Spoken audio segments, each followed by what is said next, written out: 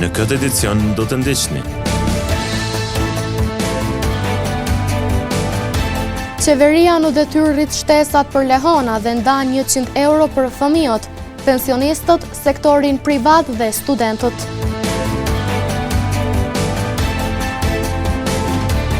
Sigurohen 80.000 euro për blerjen e parcelës shtes, për ndërtimin e xhamis në bllokun e ri.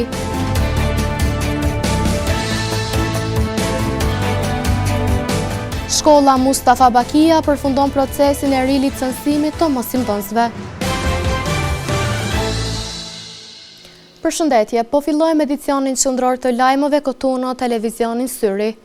Qeveria në detyrë ka marrë vendim të ndajë nga 100 euro për fëmijët, pensionistët, studentët dhe punëtorët e sektorit privat.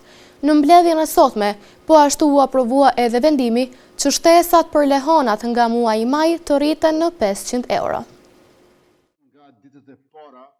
Qeveria në detyrë e Republikës së Kosovës gjatë mbledhjes së mbajtur sot ka marrë vendim të ndajë mbështetje të menjëhershme prej 100 eurosh për fëmijët, pensionistët, studentët dhe punëtorët e sektorit privat. Kryeministri në detyrë i Republikës së Kosovës, Albin Kurti, bëri të ditur se mbështetja e njëhershme për pensionistët dhe fëmijët do të ekzekutohet në fillim të javës së ardhshme, ndërsa për studentët dhe punëtorët e sektorit privat, javën e ardhshme do të hapet aplikimi. Mbështetje njëhershme prej 100 eurosh për pensionistët. Mbështetje njëhershme prej 100 eurosh për fëmijët. Mbështetje njëhershme prej 100 eurosh për punonjësit e sektorit jo publik. Mbështetje njëhershme prej 100 eurosh për studentët aktiv. Do të synojmë që pagesat e njëhershme për familjet përfituese t'i bëjmë në fillim të javës që vjen. Pra, para festës Bajramit, ashtu që secila familje të ndjehet e barabart në atë ditë feste, duke e ditur se dora e mirë e shtetit kujdeset për ta. Kurse për të punësuarit të sektorit jo publik dhe për studentët, nga Ministri i Financave jam njoftuar që nevojitet procedurë aplikimi, e cila do të hapet në javën e ardhshme. Tutje kryeministri Kurti ka njoftuar edhe për rritjen e shtesave të lehonave në 500 euro. E super lajmi që dua të ndaj sot me ju është se nga ky muaj do të rrisim shtesat për lehona. Përderisa me qeverisë e kaluara, shtesat për lehona ishin 0 euro. Thuaj se ky shtet nuk kishte nëna lehona, për herë të parë me qeverisjen tonë, e nisëm ato duke paguar nga 107 euro për 6 muaj me radhë për lehonat e papuna dhe 3 muaj për ato të punësuarat, mbi pagesën që tashmë e marrin sipas ligjit punës. E thamë se shtesat për lehona do t'i bëjmë aq sa do t'jetë paga minimale. Shtesat e nisëm aq sa ishte paga minimale, 107 euro në muaj, pra aq sa i gjetëm pagën minimale, kurse në maj të vitit kaluar, nga 107 euro në muaj shtesat i rritën në 325.9 euro në muaj, aq sa i binte paga minimale neto. Pra kjo para një viti. E si vjet, pagën minimale rritën përsëri. Nga 1 janari është 425 euro në muaj, kurse nga një korriku ajo bëhet 500 euro në muaj. E njësoj si kurse vitin e kaluar, edhe në këtë maj, ne po i rrisim shtesat për lehona, ashtu si kurse që kemi premtuar. Nga 325.9 euro në muaj, në 500 euro në muaj sa paga minimale. Kryeministri në detyrë Albin Kurti tha se së shpejti do ta lancojnë programin Super Puna për gratë, përmes së cilit do të ofrohet mbështetje për gratë, duke u paguar për 6 muaj të tjerë pagën minimale nëse ato rikthehen në tregun e punës.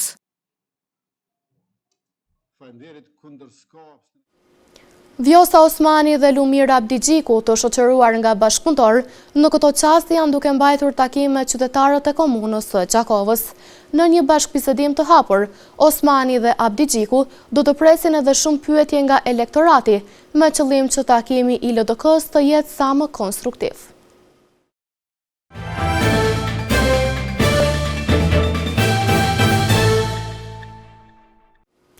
80.000 euro të kërkuara nga bamirësit për blerjen e një parcele shtesë për ndërtimin e xhamisë në bllokun e ri janë mbledhur të gjitha. Kështu bëjnë të ditur nga Bashkësia Islame e Kosovës. Parcela shtesë ka sipërfaqe prej 3.5 ari dhe gjysma e mjeteve për blerjen e kësaj parcele është siguruar fal bamirësve në blerën prej 80.000 eurove, e që në total kishte koston prej 160.000 eurosh. Parcela shtesë dedikuar për ndërtimin e xhamisë në bllokun e ri është blerë tani me mendimin e bamirësve dhe të Bashkisë Islame në Gjakov. Për më tepër foli edhe imami Visar Koshi. Para 2 javëve, parafërsisht, ka fillu kjo aksion. Spore janë mobilizuar gjithë xhamit dhe xhamatet.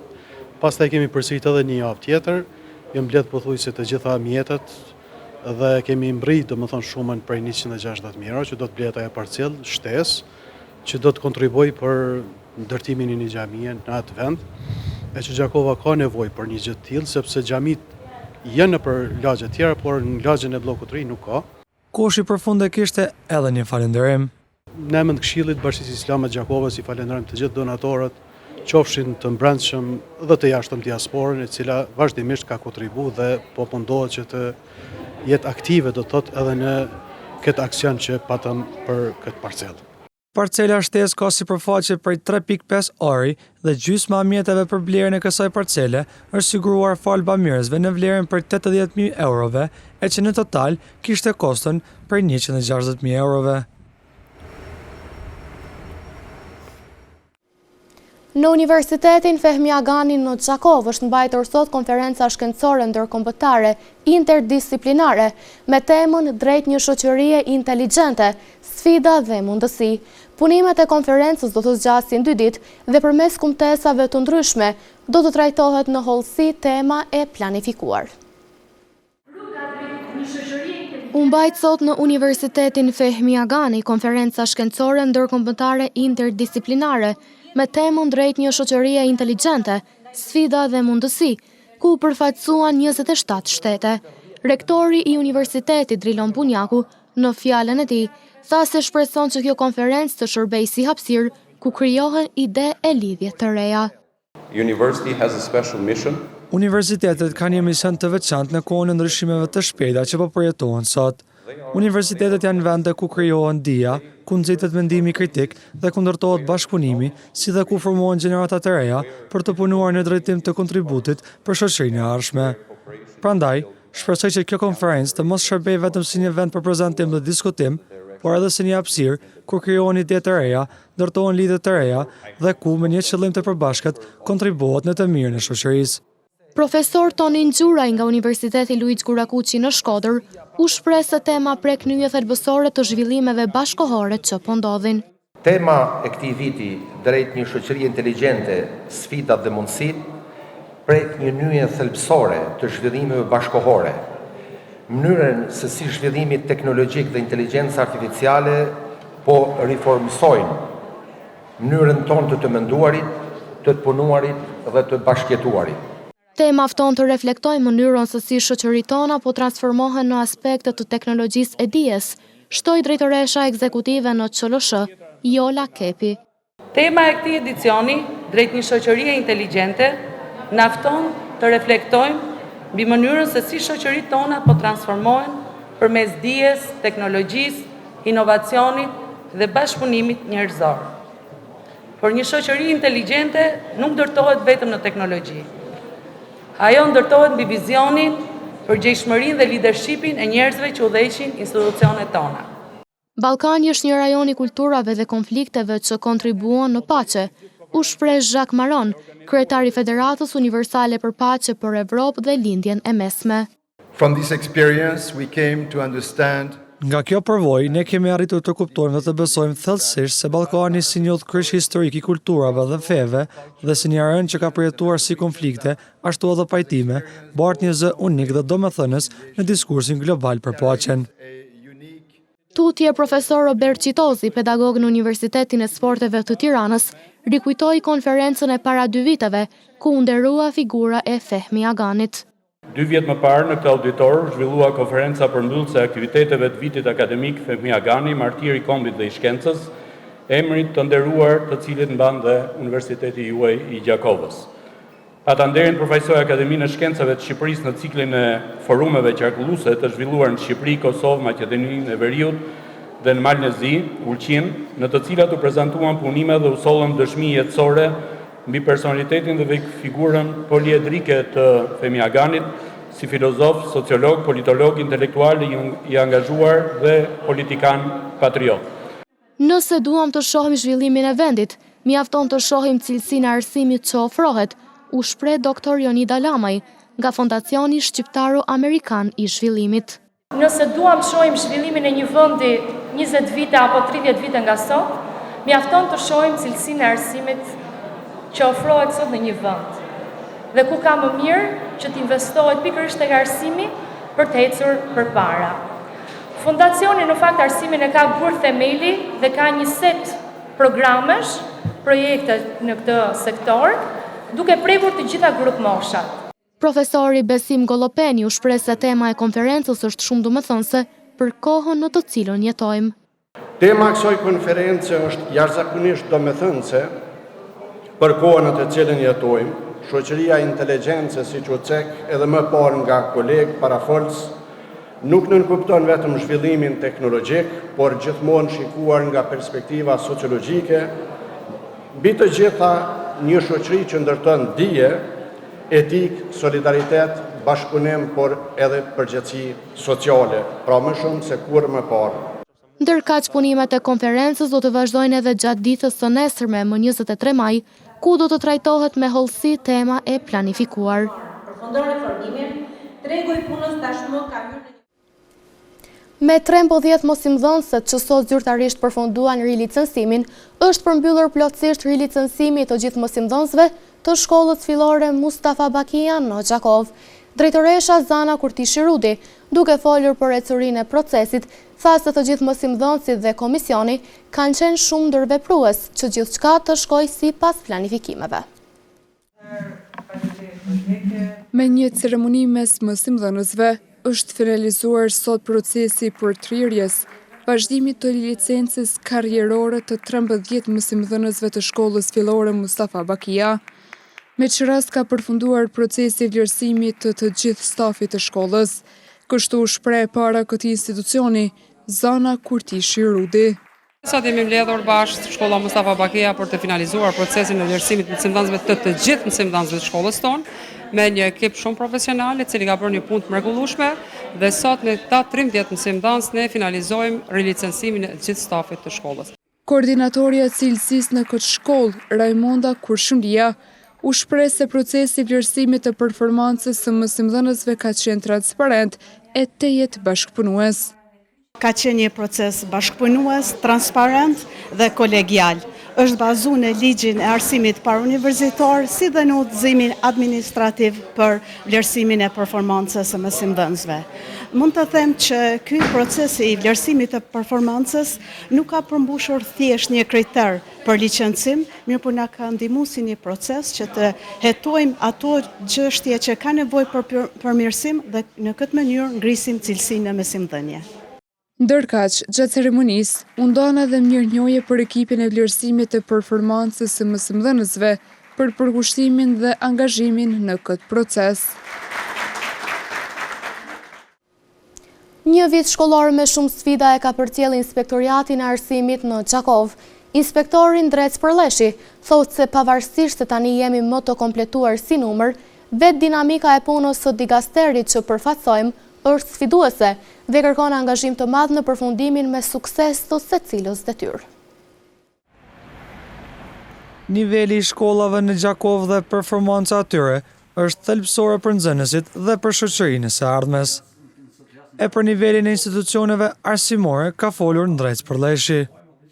Suksesi mendoj që është i mirë dhe shkollat tona pa marrë parasysh që ndoshta përflitet, por suksesi është i mirë dhe janë në suazat asaj që është një avancim në suksesin e atutjeshëm. E për të arritur atë deri në këtë përfundim, Përleshi tregoi edhe për sfidat e inspektoriatit në raport me shkollat. Ka në shtyrje të afateve për shkak që ka ankesë anonime, na morën kohë. Mandej kemi ankesa që nuk janë në kompetencen tonë, ka të bëjë me punësime, që realisht na dhe përkundër insistimit tonë jemi të obliguar në bazë ligjit për procedurë administrative, jemi të obliguar me pranu. Mandej duhet me inspektu, merr kohë, inspektori duhet ta verifikon, duhet me ia kthy përgjigjen, me bëni proces verbal, do të thotë edhe pse e dim që nuk është kompetencë jona. Mandej kemi disa ankesa që prap nuk lidhen me çështjet tonë, edhe këto na marrin kohë. Këto rezultate vijnë pas inspektimeve gjatë periudhës nëntor-maj, të cilat janë realizuar në kuadër të sektorit të Inspektoriatit të Arsimit në Gjakov dhe do të vazhdojnë deri në përfundimin e vitit shkollor.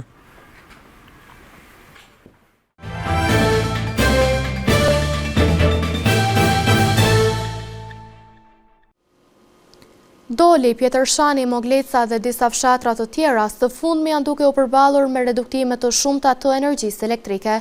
Banorët thonë se kjo situatë po u vështirëson jetesën dhe dinamikën e punëve, ndërkohë nga KEC, përkundër përpjekjeve tona, nuk arritëm të marrim informacion se pse po ndodhin këto reduktime.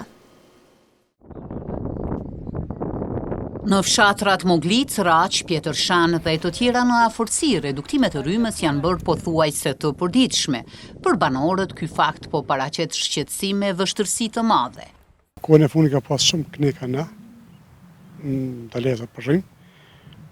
Bile që i kam unë këtu shtytët në sa vrehen, e kam prej dhe mollë, i kam prej kështë këse i ka baj unë dam. Më ka do këse i ka baj dam, po si shë e punë, po të qëta shabet kënë reduktime shumë të dhaja. Unë i mirë me bujësi, kësë ka përnë dhe shka që s'ka rrymë. Edhe para 2 ditëve jam kam menuar më përnë dhe shka s'ka mujtë, pa rrymë s'ka mujtë. Përderisa rryma është nevojshme, pothuajse të gjitha aktivitetet, qoftë ato të ambistrisë apo edhe të tjerat, mungesa e saj paraqet pengesë të jashtëzakonshme. Kjo dihet se gjithçka ka bërë me rrymë. Pa rrymë kur gjë s'ka.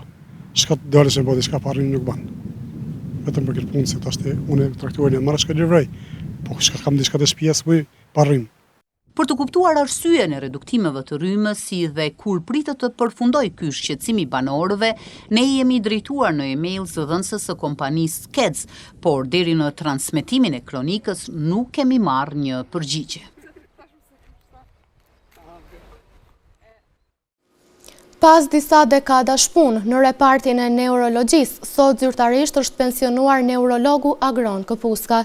Mes kolegëve dhe bashkëpunëtorëve, në ditën e fundit të shërbimit në repartin ku ka kaluar një pjesë të rëndësishme të jetës, doktori Këpuska falenderoi mes emocionesh secilin kolegë dhe pacient që besuan në punën e tij. Pas disa dekadash të përkushtuara në shërbim të pacientëve, sot në repartin e neurologjisë është pensionuar zyrtarisht neurologu Dr. Agron Këpuska. Në ditën e fundit të punës së tij, mes emocioneve dhe kujtimeve të shumta, kolege bashkëpunëtorë mbledhen për ta falenderuar për kontributin dhe profesionalizmin ndër vite. Të nderuar koleg, miq dhe familjar, sot qëndroj para jush me emocione të veçanta. Pas gati 40 vite në këtë profesion human, nuk është lehtë të gjesh fjalë të duhura për të përmbyllur këtë kapitull. Kaq të rëndësishëm të jetës sime. Do të largohem nga ky vend me shumë kujtime të bukura, me zemër plot mirënjohje dhe krenari. Ju falenderoj për bashkëpunimin, për mbështetjen dhe miqësinë që kemi ndërtuar ndër vite. Ka qenë derë dhe privilegj të punoj kraj jush. Falenderimi posaçëm shkon edhe për familjen time të mrekullueshme, që pa ndihmën e tyre nuk do të isha ky që jam. Fjalë mirënjohjeje për punën dhe angazhimin e doktor Këpuskës, përcolli dhe shefi i repartit të neurologjisë, doktor Jetish Jetishi. Sot është një ditë e veçantë për repartin e neurologjisë, pensionimi i doktor Agronit, udhëheqësit parë dhe themeluesit të repartit të neurologjisë. Me fol për doktor Agronin, 2 fjalë pak, për jetimet që kemi pasur 26 vite me të, duhet kohë tona për me elaboru. E falenderoj doktor Agronin dhe shpreh një respekt edhe veçantë për punën, humanizmin, kujdesin ndaj pacientëve, energji për kushtimin, edhe kolegialitetin që ka tregu gjatë të kohës me stafin e repartit të neurologjisë, po jo vetëm me stafin e repartit të neurologjisë, po me stafin e gjithë spitalit të Regjinat Gjakovës. Pensionimi i doktor Agron Këpuskës shënon fundin e një karriere të gjatë e të suksesshme, ndërsa kolegët e përshkruajnë atë si një profesionist të përkushtuar dhe një bashkëpunëtor të respektuar. Me premierën e filmit The Mandalorian and Grogu, nis aktiviteti javor në kino Hyrje Hana në Çakov. Sonte dhe gjatë 2 ditëve të vikendit, do të shfaqen një varg filmash të zhanreve të ndryshme, të ndarë në disa termine. Edhe këtë javë, kino Hyrje Hana ka përgatitur një listë të gjerë filmash që do të shfaqë në ekranin gjigant të saj gjatë vikendit, duke u përshtatur të gjitha moshave. Këtë javë, kino ka sjellë premierën The Mandalorian and Grogu, duke synuar të ofrojë një eksperiencë të mrekullueshme te të gjithë adhuruesit e botës së filmit. Pra, këtë të premtë në orat 18, shfaqet premiera The Mandalorian and Grogu, ndërka dita përmbyllet me filmin The Devil Wears Prada 2 nga ora 20:30. Sa i përket të shtunës, dita fillon me shfaqjen e filmit Sneaks në ora 13, për të vazhduar me filmin The Mandalorian and Grogu në ora 16, The Devil Wears Prada 2 në ora 18 dhe dita përmbyllet me filmin Michael ora 20:30. Listë gjatë e filmave nuk do të mungoj as ditën e diel, ku në ora 13 shfaqet filmi The Super Mario Galaxy Movie, në ora 16 The Mandalorian and Grogu, për të vazhduar në orën 18 me filmin Michael dhe dita përmbyllet në ora 20:30 me filmin The Devil Wears Prada 2.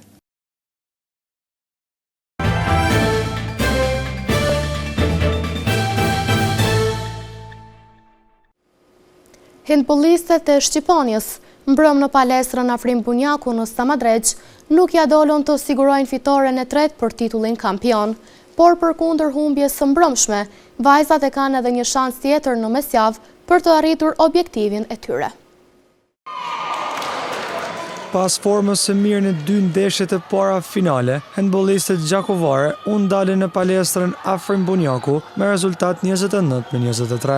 Të njëjtën mbrëma, Samadreqa ishte në shumicën e kohës në epërsi, e në anën tjetër mysafirët barazuan disa herë në pjesën e parë, por pa kaluar në epërsi.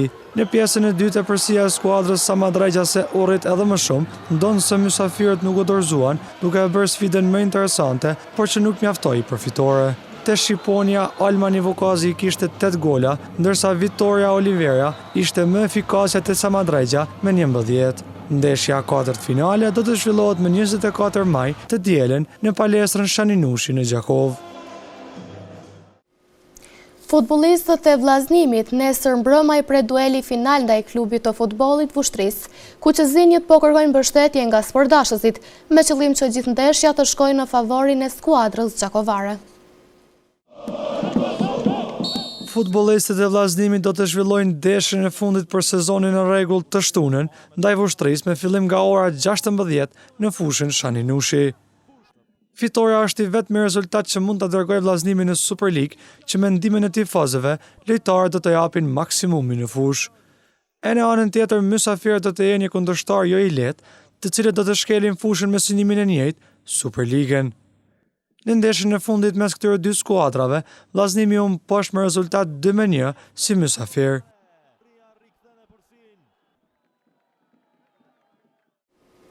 Në vazhdim të ndjekim parashikimin e motit për ditët në vijim.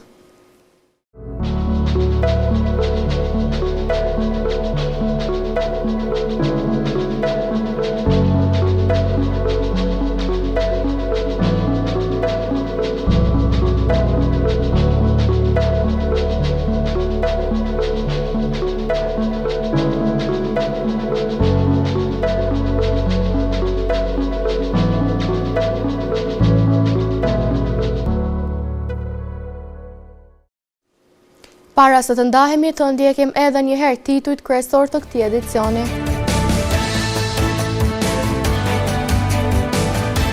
Qeveria në detyrë rrit shtesat për lehona dhe ndan 100 euro për fëmijët, pensionistët, sektorin privat dhe studentët.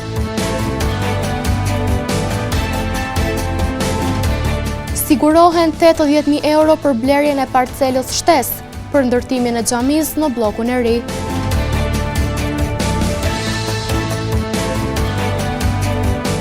Shkolla Mustafa Bakia përfundon procesin e rilicensimit të mosimdhënësve. Këtu merr fund ky edicion qendror i lajmeve. Ju mund të vazhdoni të na ndeshni në televizionin Syri, si dhe në rrjetet tona sociale. Mirupafshim.